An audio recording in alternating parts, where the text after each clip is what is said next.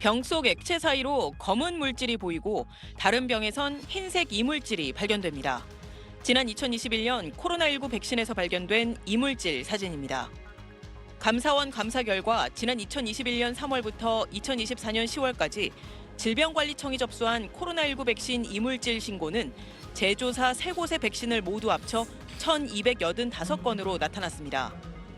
이런 신고들 가운데 고무막의 파편 등 접종 과정에서 발생할 수 있는 사례는 835건. 그런데 곰팡이, 머리카락, 이산화규소 등 감사원이 위해 우려 이물질이라고 판단한 사례도 127건에 달했습니다. 하지만 질병청은 의약품 안전 여부를 조사하는 식품의약품안전처에 단 한 건의 통보도 하지 않은 걸로 드러났습니다.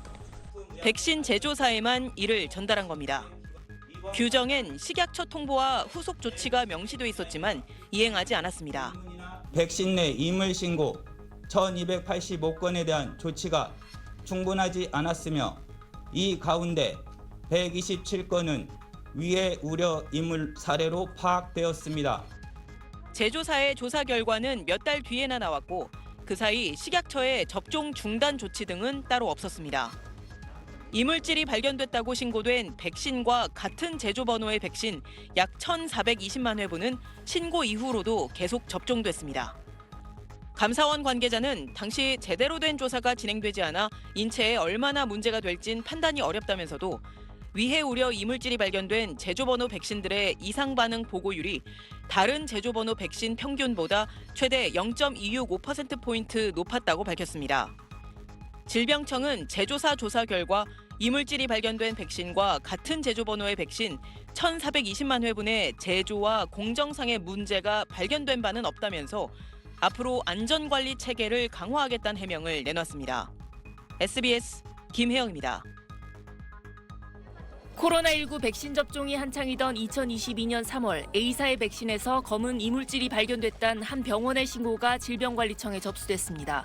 질병청은 한 달 뒤 백신 제조사인 A사에 신고 내용을 전달했고 A사는 다시 2달을 넘겨 해당 이물질이 곰팡이로 확인됐다고 질병청에 전했습니다.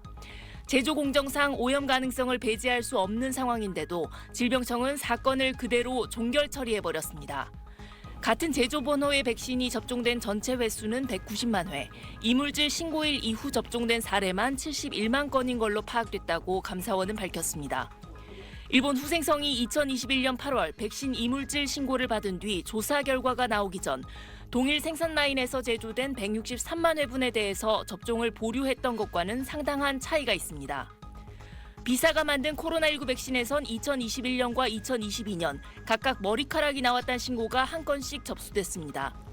비사는 접종이 모두 종료된 이후에서야 머리카락이 맞다는 내용과 함께 원인을 알 수 없다는 조사 결과를 질병청에 보냈습니다. 같은 제조 번호를 가진 백신 가운데 신고 이후 접종된 건은 33만 건. 비사 백신에선 또 유리나 모래의 구성 성분인 이산화규소가 발견됐다는 신고가 18개 제조 번호에서 모두 106건 접수됐습니다.